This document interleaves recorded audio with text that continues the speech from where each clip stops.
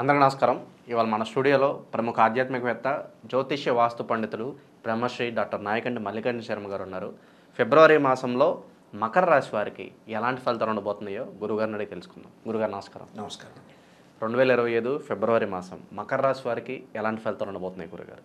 మకర రాశి వారి యొక్క ఫలితాలు చెప్పబోయే ముందు ఆయా గ్రహాలు ఏ ఏ స్థానాల్లో ఉన్నాయి, ఏ ఏ రాశుల్లో ఉన్నాయో ఒక్కసారి మనం పరిశీలన చేద్దాం, అబ్జర్వేషన్ చేద్దాం. వృషభంలో గురువు, మిథున కర్కాటక రాశుల్లో కుజుడి యొక్క సంచారం, కన్యలో కేతువు, రవి బుధులు మకర కుంభరాశుల్లో సంచారం చేయటం, అలానే శని కుంభరాశిలోను, శుక్ర రాహువులు మీనరాశిలో సంచారం చేస్తారు. అలానే ఇక్కడ గురువు వృషభ రాశిలో సంచారం చేస్తాడు. ఇది గ్రహస్థితి ఫిబ్రవరి మాసంలో.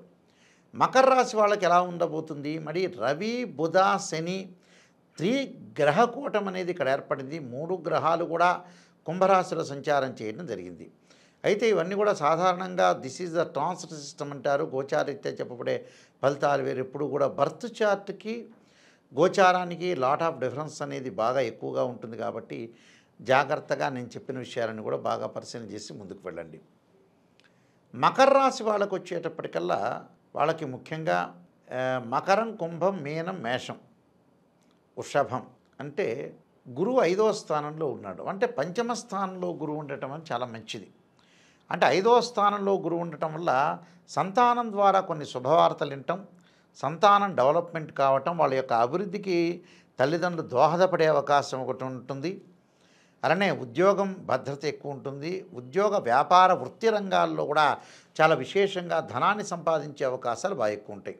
అంటే ధనపరంగా ఇబ్బందులు లేకుండా ఉద్యోగంలో ప్రమోషన్లు, నూతన వ్యాపారాలు చేపట్టబడే అవకాశాలు ఉంటాయి. వ్యాపార రంగంలో అభివృద్ధి సాధించే అవకాశం ఉంటుంది. భాగస్వామ్య వ్యాపారం కూడా బాగా కలిసి వచ్చే అవకాశం ఎక్కువ ఉంటుంది. అంటే భాగస్వామ్య వ్యాపారం కలిసి రావటం అంటే ఏంది? వాట్ ఈస్ ద అంటే ముఖ్యంగా పార్ట్నర్షిప్ తోటి మనకి లింక్ అనేది పర్ఫెక్ట్గా ఏర్పడుతుందని అర్థం. అంటే ఎవరైతే మనం పార్ట్నర్ని ఏర్పరచుకున్నామో, బిజినెస్ పార్ట్నర్ని ఎవరినైతే ఏర్పరచుకున్నామో అలాంటి వాడి యొక్క హెల్పింగ్ అనేది బాగా పెరుగుతుంటుంది. అంటే హెల్పింగ్ నేచర్ పెట్టడం వల్ల ఏంటంటే బిజినెస్ని ఎక్స్పాండ్ చేయటం, విస్తరించటం, మన మంచి ఎక్కడెక్కడ బ్రాంచెస్ పెట్టే అవకాశాలు బాగా ఎక్కువ ఉంటాయి. కాబట్టి ఇక్కడ గురువు మంచి చేస్తాడని అర్థం. అలానే విద్యార్థులు కూడా ఏకాగ్రత కోల్పోకుండా కాన్సన్ట్రేషన్ అనేది ఎడ్యుకేషన్ మీద పెట్టి వేరే వ్యాపకాలను తగ్గించుకొని డెవలప్మెంట్ అయ్యే మార్గము, మంచి విశ్వవిద్యాలయంలో సీట్ వచ్చే అవకాశాలు బాగా ఎక్కువగా ఉంటాయి. Not only India, any foreign కంట్రీస్లో ఎక్కడైనా సరే వీళ్ళకు ఒక మంచి యూనివర్సిటీ అంటే పేరు పొందిన అంటే ఎమినెంట్ యూనివర్సిటీలో సీట్ వచ్చే అవకాశం ఎక్కువగా ఉంటుంది. అలానే ఎమినెంట్ అంటే ప్రముఖ విశ్వవిద్యాలయంలోనే కాకుండా ఎమినెంట్ స్కాలర్స్ తోటి కూడా పరిచయాలు బాగా పెరుగుతాయి. పరిచయాలు పెరగటమే కాకుండా వీళ్ళకు ఒక రికగ్నైజర్ వస్తుంది. అది చిన్నపిల్లలకు కావచ్చు, పెద్దవాళ్ళు అనుకోవచ్చు, పిల్లలు అనుకోవచ్చు.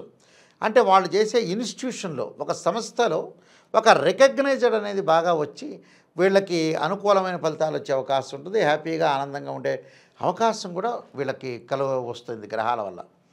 మరి మిగతా గ్రహాల యొక్క సంగతి ఏమిటి అనేది మనం చూసినట్లయితే మకర రాశి వాళ్ళకి జన్మంలో రవిబుధులు ఉండటం, తర్వాత మళ్ళీ ద్వితీయంలోకి రవిబుధులు వెళ్ళిపోవటం.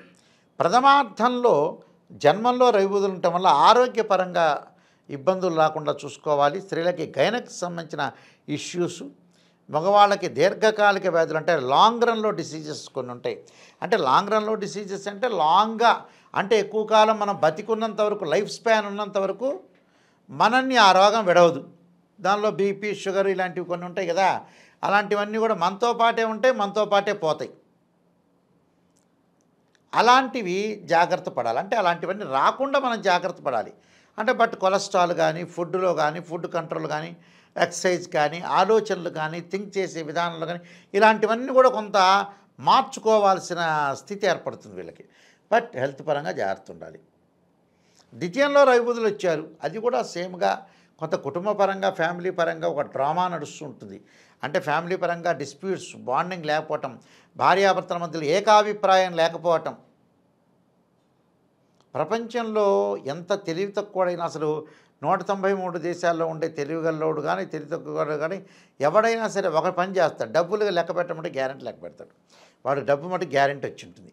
అదొక్కటి మటుకు మానవుడు బాగా సాధించాడు. మిగతావి సాధించడం తక్కువగా అది బాగా సాధించాడు.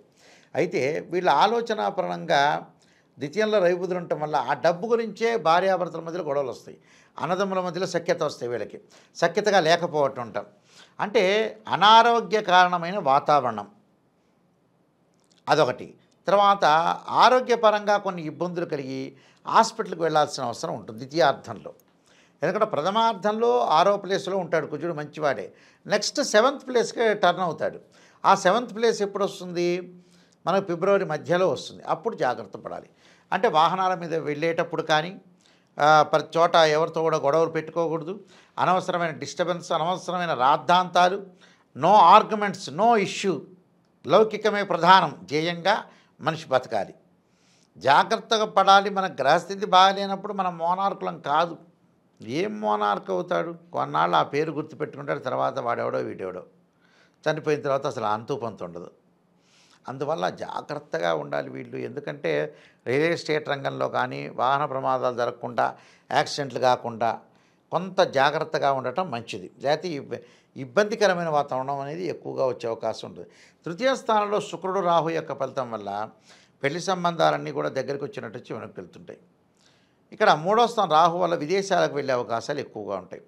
విదేశాలకు వెళ్ళటం, విదేశాల్లో స్థిరపడటం, అక్కడ విదేశాల్లోనే అబ్రాడ్లోనే హోటల్స్, రెస్టారెంట్లు పెట్టడం, దానివల్ల అధిక ఆదాయం పెంపొందించుకునే అవకాశాలు ఎక్కువ ఉంటాయి. అంటే అల్టిమేట్ అధిక ఆదాయం గ్యారంటీగా వస్తుంది. కేతు వల్ల విందులు, వినోదాలు, తీర్థయాత్రలు, పుణ్యక్షేత్రాలు తిరిగే అవకాశం ఎక్కువ ఉంటుంది. అలానే మకర రాశి వాళ్ళ ద్వితీయంలో శని వల్ల కూడా వైఫ్ అండ్ హస్బెండ్ రిలేషన్లు ఎప్పుడూ కూడా లాంగ్ రన్లో ట్రావెల్ చేయాల్సిన వాళ్ళు మనం జాగ్రత్తగా ఉండాలి. సర్దుబాటుతనం అనేది ఇంపార్టెంట్. భార్య ఒక మాట అన్నా భర్త సర్దుబాటు పడాలి, భర్త ఒక మాట అన్నా భార్య పడాలి. ఇదే వేదం, ఇదే జ్ఞానం. ఇలా ఉండటం వల్ల ఎలాంటి ప్రాబ్లమ్స్ ఉండదు. కొంత భగవంతుడి యొక్క అనుగ్రహం కూడా కొంత సపోర్ట్ ఉండాలి. కాబట్టి కొన్ని పరిహారాలు చేసుకుని ముందుకు వెళ్ళాలి. గురుగారు, మకర రాశి వారు ఎటువంటి పరిహారాలు చేసుకోవడం ద్వారా మంచి ఫలితాలు పొందడానికి అవకాశం ఉంటుందంటారు? నల్ల నువ్వులు, బెల్లాన్ని తీసుకుని మన ఇంట్లో ఉండల్లాగా తయారు చేసి అవి ప్రధాన అర్చకులు దేవాలయంలో ఇస్తే వాళ్ళందరూ కూడా ఆ ప్రధాన అర్చకులు భక్తులందరికీ కూడా పంచపెట్టడం వల్ల శని యొక్క దోషం పోతుంది. కొంతమంది ఆలోచన చేస్తుంటారు, ఎంబటే ప్రశ్నలో ప్రశ్న చేస్తారు, పెట్టామండి నువ్వులు బెల్లం వాళ్ళకి ఏమైనా శని అంటుకుంటుందేమో అని అనుకుంటారు. అలా శని దానం ఇస్తే అంటుకుంటుంది. దానం ఇవ్వటం కాదు కదా, ఇది భక్తులకు ప్రసాదం చేసి పెడుతున్నారు అంతవరకే. అందువల్ల తినటం వల్ల ఇప్పుడు రోజు నువ్వులు తింటాం, శని వస్తాడో లోపలైంది. కందిపప్పు ఉంది, కందిపప్పు పప్పు తింటాం, వెంబడే కుజుడు వస్తాడు. అలా కాదు, దానం చేసి మంత్రపూర్వకంగా మన సంకల్పం వాళ్ళ సంకల్పం చెప్పి దానం ఇస్తే ఎదుటివాడికి తగులుతుంది. లేకపోతే దానం ఇవ్వంతవరకు ఎదుటివాడికి ఏమీ జరగదు. ఏదో కడుపులో వేసుకున్నట్టే కందిపప్పు, అంతేగాని ఏమి ఇబ్బంది పడాల్సిన పనేమీ లేదు. అయితే రెమెడీస్ అనేవి చక్కగా చేసుకొని ముందుకెళ్తే సరిపోతుందండి. ఫిబ్రవరి మాసంలో మకర రాశి వారికి ఎలాంటి ఫలితాలు ఉంటాయి, ఎలాంటి రెమెడీస్ చేసుకోవాలి, చాలా చక్కగా వివరించారు గురుగారు. ధన్యవాదాలు. నమస్కారం.